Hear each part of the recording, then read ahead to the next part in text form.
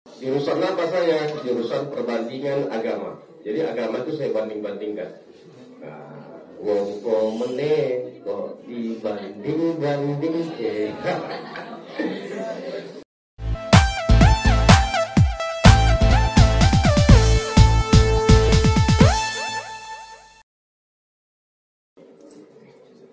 Bismillahirrahmanirrahim. Assalamualaikum warahmatullahi wabarakatuh. Apa kabar semua? Salam cerdas. Salam cerdas. Baik, saya tidak bisa berlama-lama karena kita sudah dipakai tadi waktunya, ya. Saya izin setelah saya presentasi saya akan mau berangkat ke bandara. Baik, mau ngapain? Mau syuting saya. Nanti Pak Hendrik yang lanjutkan diskusi karena ilmu sejarahnya lebih banyak dari saya.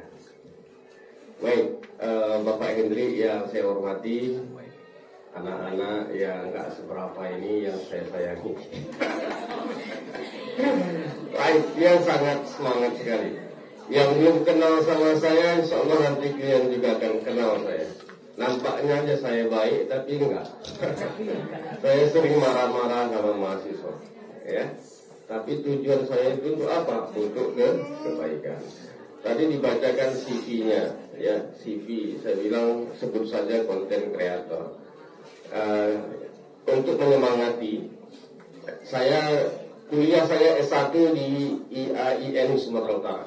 Dulu namanya IAIN.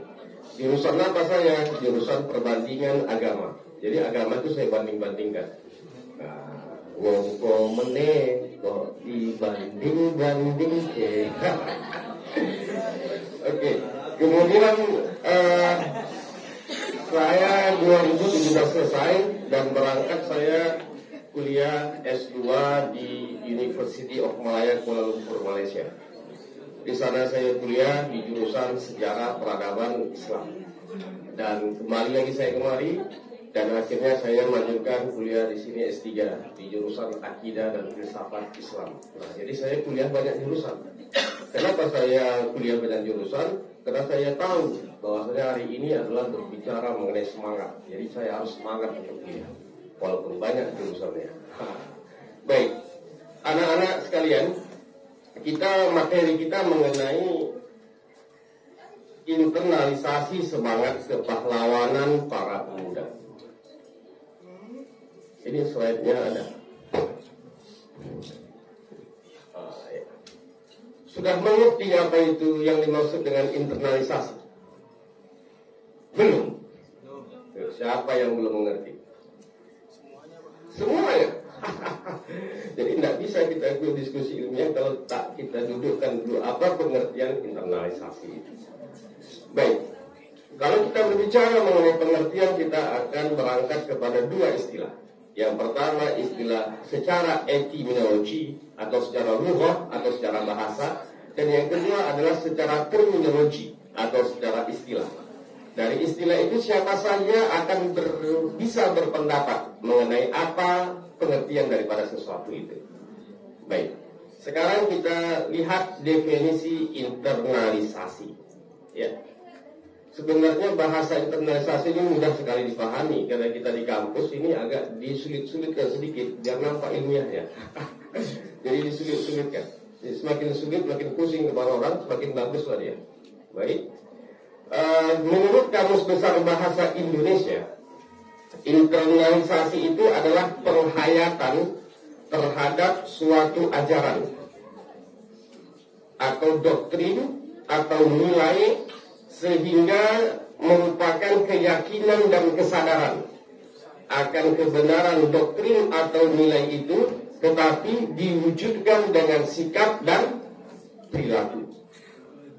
Artinya begini, semangat-semangat yang ada pada diri seorang pahlawan itu, itulah yang mau kita ambil. Itulah yang mau kita internalisasikan di dalam diri kita. Oleh pemuda-pemuda, oleh mahasiswa-mahasiswa. Karena kita sekarang ini sedang berada di era apa kita ini?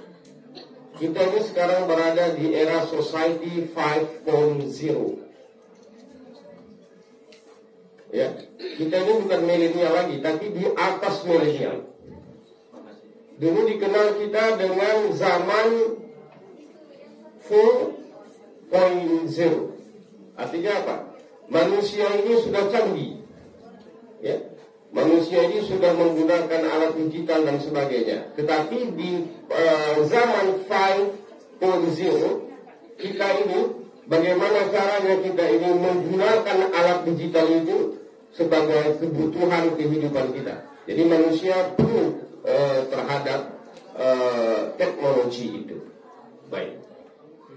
Jadi inti daripada yang saya sampaikan tadi, definisi secara etimologi itu, secara bahasa itu adalah bagaimana kita menerapkannya.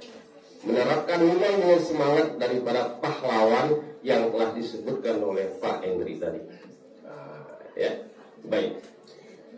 Ada beberapa pesan. Secara nasionalis kita banyak tokoh-tokoh yang bisa kita ambil semangat daripada mereka. Di antaranya yang selalu saja disebut adalah Bung Karno. Siapa itu Bung Karno? Presiden Republik Indonesia. Kenapa dia tidak dikenal dengan sebutan Bapak? Kenapa dia sering disebut sebagai Bung? Kenapa dia tidak dipanggil Buya? Kenapa dia tidak dipanggil Ustadz? Kenapa dipanggil Bung? Karena Bung itu adalah merupakan satu kata untuk menyemangati semua orang. Bung Henry. Wah, berarti seorang penggerak. Bung Toib. Bukan Bung Toib, Bung Toib. Berarti Bung Toib ini seorang penggerak, sehingga dia banyak bergerak, nggak pulang-pulang ya, 3 puasa 3 lebaran nggak pulang-pulang. Suntikan semangatnya. Nah, jadi kata daripada Bung itu sudah melambangkan bahwasanya Soekarno itu adalah seorang penggerak dan semangat. Saya mengutip setidaknya ada 3 kata semangat yang pernah diucapkan oleh Bung Karno itu. Yang pertama adalah jangan sekali-sekali melupakan sejarah. Jangan sekali-sekali melupakan sejarah. Kenapa jangan sekali? Sekali saja tidak boleh, apalagi 2 kali. Begitulah pentingnya catatan-catatan peristiwa yang ada di masa lalu. Anak-anakku semua, mungkin orang nggak suka dengan jurusan sejarah ini. Banyak orang yang nggak suka program studi sejarah. Mungkin saja dia yang ada di dalam prodi ini sendiri. Tapi yakin dan percaya, orang-orang di luar sana, siapapun dia, orang akademika, orang yang tidak akademika, pasti berbicara mengenai sejarah. Duduk di warung kopi berbicara mengenai sejarah. Minimal katanya, aku dulu semalam ada kejadian. Oh, aku dulu nggak kayak gitu kejadiannya. Itu semua berbicara mengenai sejarah. Jadi bohong kalau orang yang mengatakan tidak suka belajar sejarah. Kenapa? Karena setiap ungkapannya sehari-hari selalu dia mengatakan untayan sejarah. Itu ungkapan daripada Bung Karno yang pertama. Makanya ada prodi sejarah peradaban Islam. Direalisasikan ke sana. Kemudian ungkapan yang kedua apa?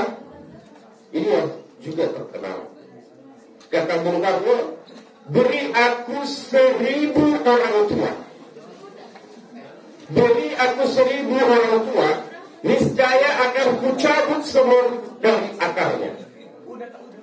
Berapa jumlah yang diumumkan oleh Soekarno? 1000. 1000 itu banyak atau sedikit? Banyak. Tapi kalimat yang ketiga yang dikatakan oleh Soekarno, beri aku 10 pemuda, niscaya akan kugoncang dunia.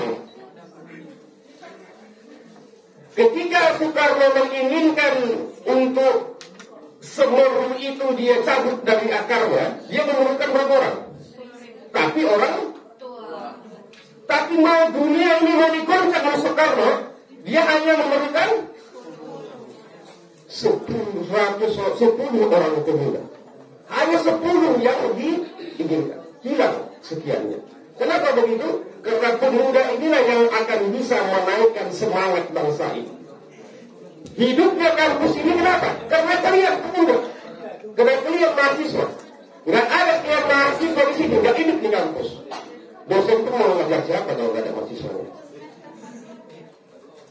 Nah, jadi begitulah pemuda itu. Kalau orang tua berjalan sama anak muda, siapa yang duluan sampai? Anak muda. Kenapa orang tua lama sampai juga banyak penyakitnya? Penyakitnya sudah banyak, pikiran juga banyak. Tapi kalau anak muda, lebih banyak lagi dia bertindak daripada berpikir. Jadi jangan cepat-cepat yang tua ya. Muda terus sampai kapanpun. Oke. Kemudian dari cerita yang disampaikan oleh Pak Emri tadi, tokoh sejarah si fulan, tokoh sejarah si fulan, tokoh sejarah si fulan. Lantas apa internalisasi yang sesuai dengan pengertian etimologi tadi yang akan kita terapkan sebagai pemuda Islam ini? Apa? Nah, maka saya menyimpulkan setidaknya ada 4 yang bisa kita ambil. Ya, ada 4 yang bisa kita ambil. Yang pertama, semangat agama dan akhlak. Coba tenang dulu. Arwah-arwahnya ditenangkan. Ya, tenangkan perut kalian dulu. Yang pertama adalah agama dan akhlak.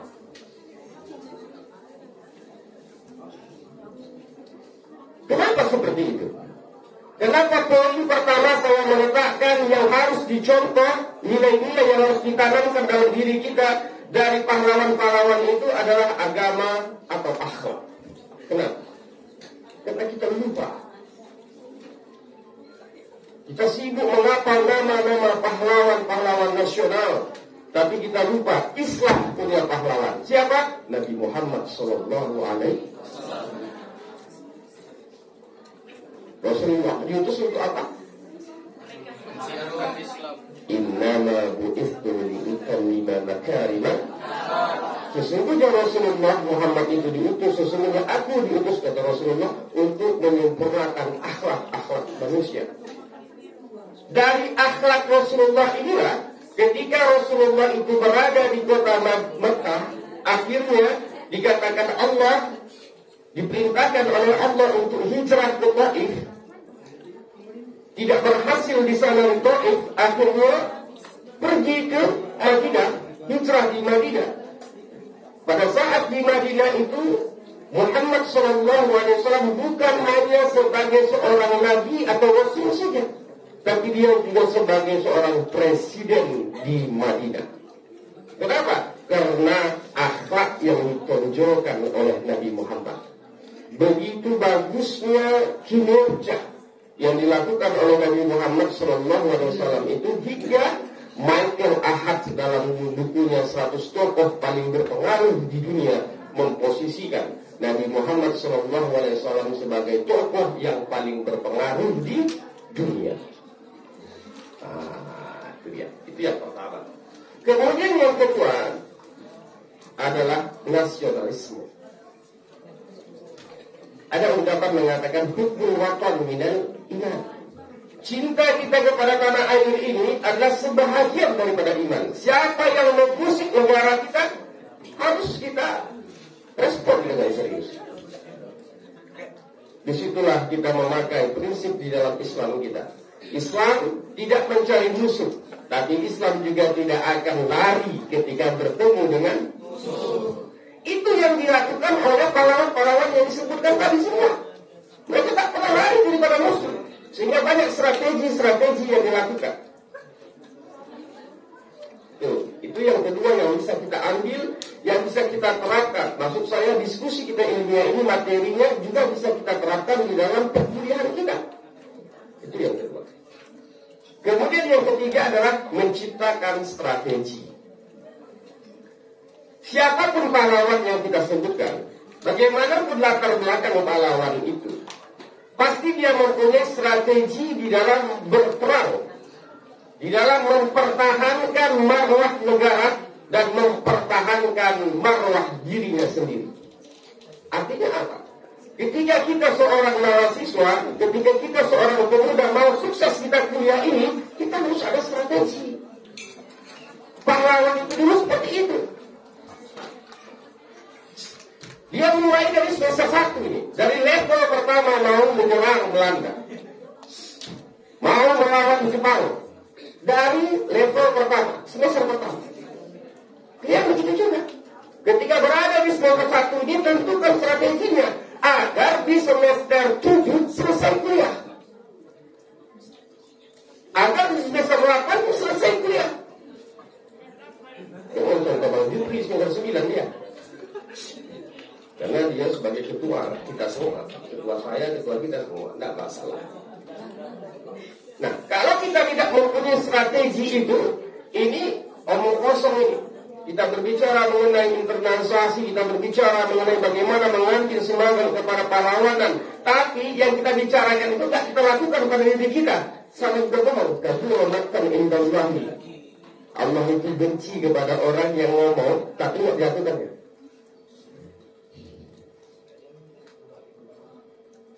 Nah, jadi semangat pahlawan itu inilah yang harus kita serap, kemudian kita praktekkan di kuliah kita ini. Adinda, anak-anakku semua, saya kuliah di Malaysia bukan karena saya orang kaya, bukan. Bukan saya kuliah di Malaysia itu dikarenakan saya orang berada, bukan. Tapi kenapa? Karena semangat itu. Makanya saya ketika mengajar, saya sebenarnya tersinggung dengan mahasiswa-mahasiswa yang datang terlambat. Udah datang terlambat seolah-olah nggak ada kejadian apa-apa. Bukan saya minta dihargai, enggak. Berarti ini orang nggak menghargai jasa orang tuanya dan tidak menghargai dirinya sendiri. Sayang kan? Yang mau saya sampaikan adalah, saya kuliah di Malaysia itu kemarin beberapa tahun yang dulu. Saya itu jalan kaki selama 8 kilometer sekali pergi kuliah. Pulang juga 8 kilometer. Sekali pergi itu saya jalan kaki 3 jam tanpa henti. Pulang juga 3 jam tanpa henti. Saya punya saksi bisu, yaitu sepatu saya sekarang. Tapi satu kali pun dalam satu pertemuan sehingga saya selesai S2 saya di sana, tidak pernah saya sekalipun terlambat masuk kuliah. Jangankan nggak pernah datang, terlambat pun enggak. Kenapa? Karena kita masih pemuda, mempunyai tanggung jawab pada diri kita. Makanya saya mengatakan internalisasi tema kita pada hari ini sangat bagus sekali kalau kita sandarkan kepada diri kita. Tapi kalau kita hanya ngomong-ngomong saja, nggak betul.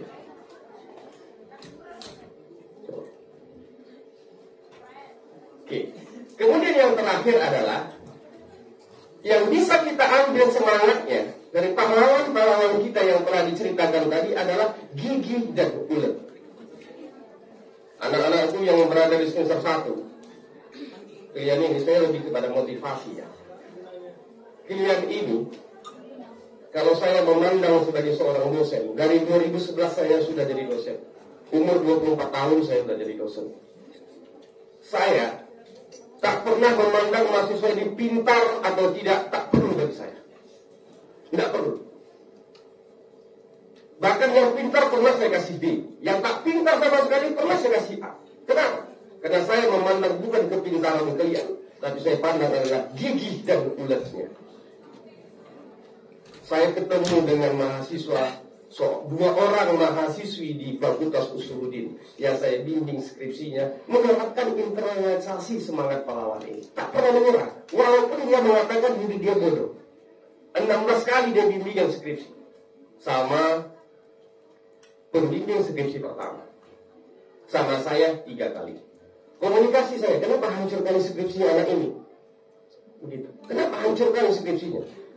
Gitu. Ke PS1-nya. PS1 mengatakan sudah 16 kali dia menghadap saya. Oke. Saya panggil dia untuk yang keempat kalinya. Saya jelaskan. Apapun yang saya jelaskan nggak paham. Gitu. apapun yang dijelaskan nggak paham.